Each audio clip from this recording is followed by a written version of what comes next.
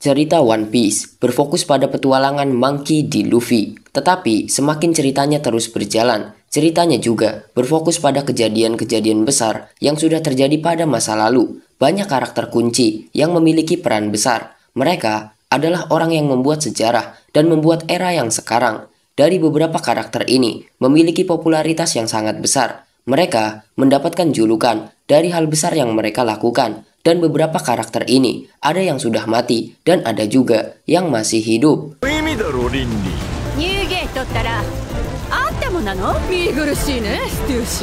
Namun, peran atau tekad mereka terus dihidupkan oleh para generasi baru yang sekarang menjadi fokus utama dalam ceritanya. Beberapa karakter ini merupakan keturunan dan murid atau orang kepercayaan dari generasi sebelumnya. Namun, beberapa karakter juga merupakan reinkarnasi dari sosok legenda. Sebenarnya, pembahasan ini sudah dibahas sebelumnya. Namun, karena di video yang pertama terdapat kendala audio yang kurang nyaman, kali ini Anime Multiverse akan membahas ulang para generasi muda yang meneruskan tekad para pendahulunya.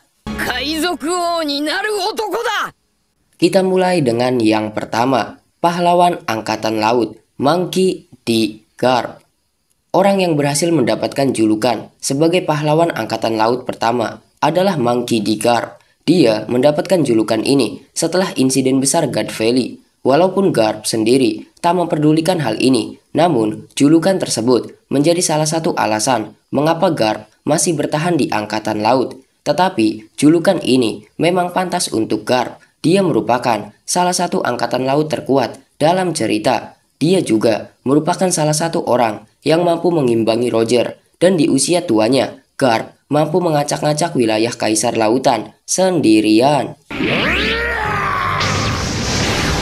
Garp memiliki beberapa murid yang ia latih secara langsung. Mereka adalah Kuzan, Helmeppo, dan juga Koby. Namun, dari ketiga muridnya, Koby adalah karakter yang dipercaya oleh Garp sebagai penerus tekadnya. Koby juga mendapatkan julukan sebagai pahlawan setelah insiden Rocky Port. Koby juga adalah orang yang mewarisi salah satu teknik andalan dari Monkey D. Garp, yaitu Impact. Garp sendiri menyebutkan jika Koby adalah murid tercintanya dan dia rela mengorbankan diri untuk Koby. Hal ini membuat Koby memiliki tanggung jawab yang besar. Dia harus bisa mengubah sistem angkatan laut yang sudah rusak. Dan dia juga harus bisa menyamai level kekuatan dari Garp. Dan hal ini memang harus terjadi karena Koby adalah generasi baru yang sangat Garp tunggu.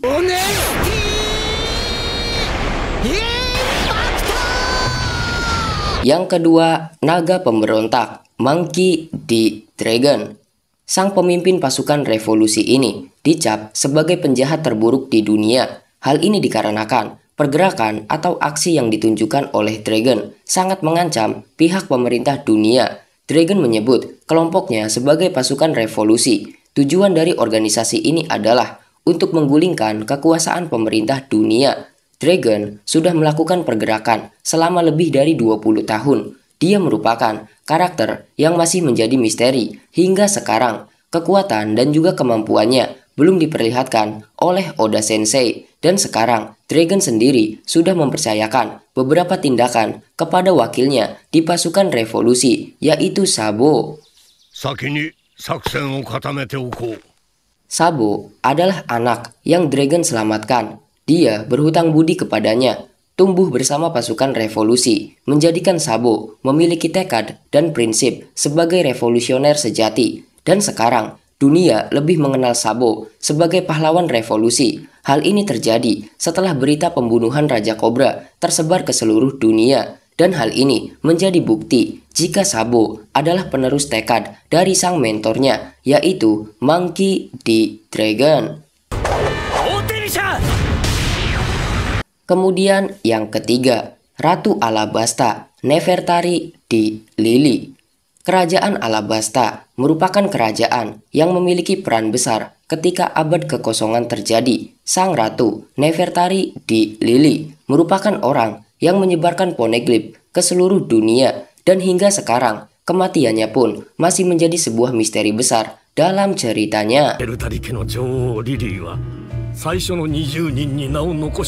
Kemudian, dalam cerita yang sedang berjalan, Nefertari di Vivi diyakini sebagai penerus tekad dari Lily. Hal ini juga dikarenakan Vivi merupakan ratu Alabasta yang sah. Selain itu, Vivi juga menjadi incaran utama dari Im Sama karena memang Vivi memiliki banyak kemiripan dengan Lily dan Vivi juga pastinya akan memiliki peran besar dalam perang puncak nanti dan dia akan menjadi sosok penting setelah perang berakhir.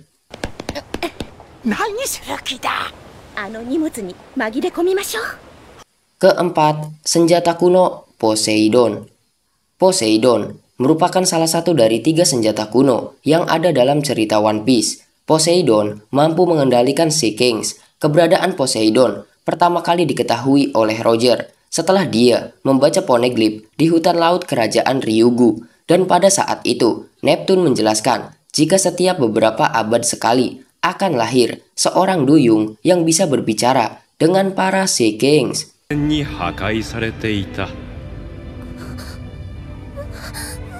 Dan di masa yang sekarang, Poseidon sudah lahir. Dia adalah putri dari Neptune, yaitu Shirahoshi. Kemampuannya juga sudah bisa dia bangkitkan. Hal ini terjadi ketika Luffy menghancurkan Noah. Shirahoshi mampu berbicara dengan para Sea Kings dan para Sea Kings juga menuruti perintah yang Shirahoshi berikan. Poseidon menjadi salah satu senjata yang memiliki peran besar dalam perang puncak nanti dan perang yang terjadi pada masa lalu.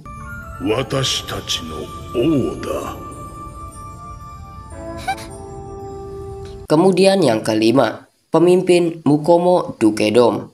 Sebuah kerajaan yang berada di punggung Zunisa ini bernama Mukomo Dukedom. Kerajaan ini berisikan salah satu suku yang muncul dalam ceritanya, yaitu suku Ming. Kerajaan ini juga merupakan bagian penting dari sejarah karena memang terletak di punggung Zunisa, sekaligus menyimpan salah satu dari Road Poneglyph.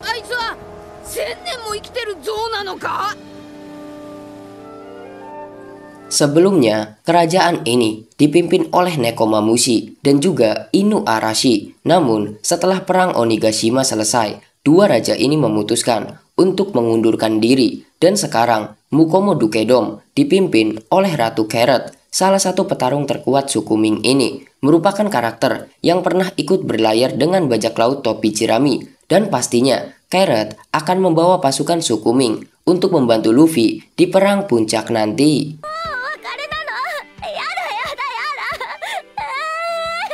Keenam, pendekar pedang terkuat di dunia, Dracul Mihawk. Orang yang mendapatkan julukan sebagai pendekar pedang terkuat di dunia adalah Dracul Mihawk, dan julukan atau title ini belum bisa direbut oleh orang lain. Hal ini dikarenakan Mihawk merupakan sosok yang sangat kuat. Dia juga adalah orang yang mampu mengimbangi salah satu kaisar lautan, yaitu Akagami no Shanks.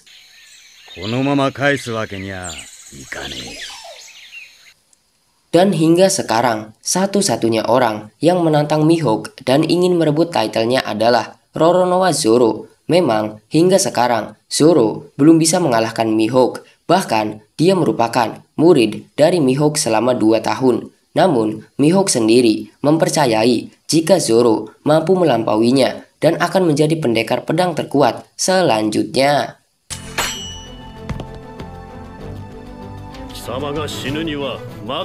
Kemudian yang ketujuh, Shogun Wano Kuni. Negeri Wano merupakan sebuah negara yang memiliki peran besar di abad kekosongan. Negeri ini dipimpin oleh klan Kozuki selama ratusan tahun dan mereka merupakan klan yang membuat tulisan poneglyph. Wano Kuni juga memiliki hubungan yang cukup dekat dengan Joy Boy, Zunisa, dan suku Ming. Kemudian, setelah perang besar pada 800 tahun yang lalu berakhir, negeri Wano menutup diri dari dunia luar.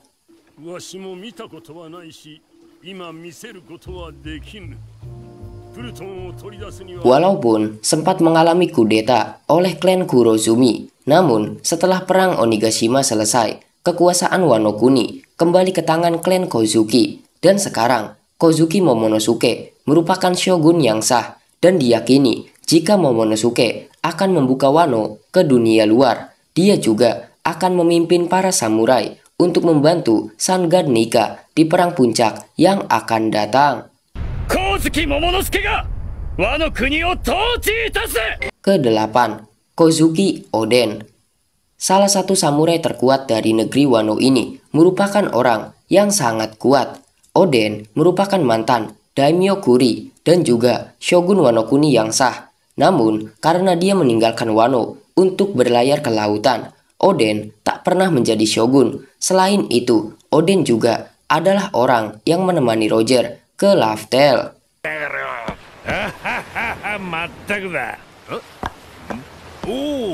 Di masa yang sekarang, tekad Oden banyak diteruskan oleh para pengikutnya serta kedua anaknya sendiri. Namun, orang yang sangat terobsesi untuk mengikuti jalan hidup dari Oden adalah Yamato. Walaupun dia merupakan anak dari Kaido, Yamato memiliki pandangan yang berbeda dengan ayahnya. Dia ingin menjadi Kozuki Oden yang selanjutnya, dan hal ini memang sudah ditunjukkan oleh Yamato. Dia menunggu waktu yang pas untuk berlayar ke lautan untuk meneruskan tekad dari Kozuki Oden. Kemudian yang kesembilan, Raja Bajak Laut, Gol D. Roger. Orang yang berhasil menaklukkan lautan setelah 800 tahun ini dijuluki sebagai Raja Bajak Laut. Roger adalah orang yang membuat era besar bajak laut. Dia adalah sosok yang sangat kuat. Roger juga merupakan penyandang nama Di. Namun, karena dia datang ke Laftel terlalu cepat, Roger tak melakukan banyak tindakan selain membuka era baru.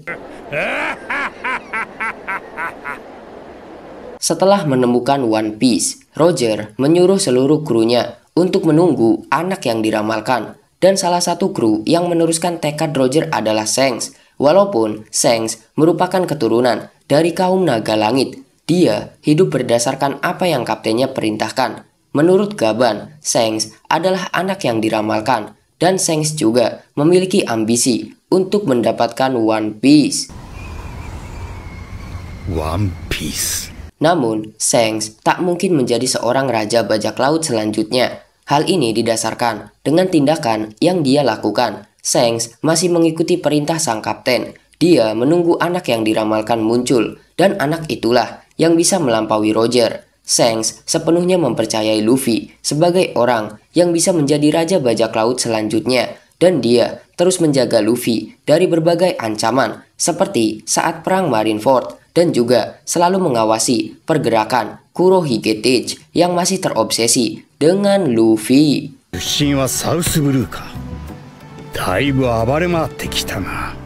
Ke-10, bajak laut paling berbahaya di dunia, Rocks D. Sebek. Rocks D. Sebek merupakan bajak laut yang paling ditakuti pada 40 tahun yang lalu. Dia adalah kapten dari bajak laut Rocks, kelompok yang berisikan banyak sekali karakter kuat. Rocks adalah bajak laut yang memiliki ambisi untuk menjadi penguasa dunia, dan hal inilah yang membuat dia dicap sebagai bajak laut paling berbahaya. Namun, eksistensinya menghilang setelah dia berhasil dikalahkan dalam insiden besar di God Valley.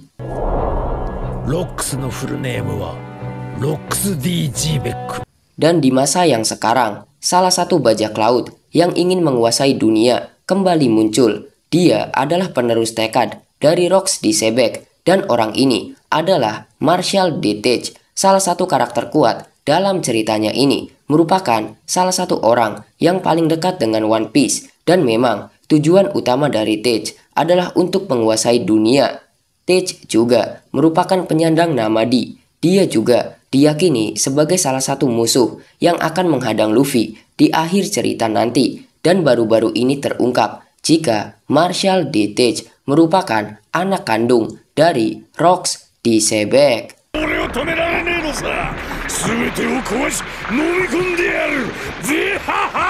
Dan yang terakhir, bajak laut pertama di dunia, Joy Boy. Joy Boy merupakan karakter kunci dari cerita utama One Piece. Dia pertama kali disebutkan pada saat Robin membaca poneglyph di hutan laut kerajaan Ryugu. Joy Boy adalah bajak laut pertama di dunia. Dia berasal dari sebuah kerajaan kuno yang sangat maju. Joy Boy juga adalah orang yang menghadapi 20 aliansi kerajaan pada perang 800 tahun yang lalu, dan dia adalah orang yang memiliki kekuatan buah iblis Hito-Hitonomi model Nika sebelum Luffy. Dan di masa yang sekarang, reinkarnasi dari Joy Boy sudah dikonfirmasi. Dia adalah Monkey D. Luffy. Sang karakter utama dalam ceritanya ini memiliki impian sebagai Raja Bajak Laut. Namun, Luffy juga memiliki impian yang lebih besar lagi. Dan hal inilah yang dianggap memiliki kemiripan dengan impian Joy Boy dahulu. Luffy merupakan orang yang memiliki kekuatan dari sang Dewa Matahari Nika, serta reinkarnasi dari Joy Boy, dan kita masih harus menunggu kelanjutan ceritanya karena Oda Sensei sudah mulai sedikit demi sedikit membuka misteri mengenai Joy Boy dan juga peran besarnya di masa lalu. Nah, itulah semua generasi baru yang meneruskan tekad dari para pendahulunya. Mereka adalah orang-orang yang sudah dimunculkan dalam cerita utama. Terima kasih untuk kalian yang sudah menonton video ini sampai habis. Jangan lupa untuk like, komen, share, dan juga subscribe. Sampai berjumpa di video selanjutnya.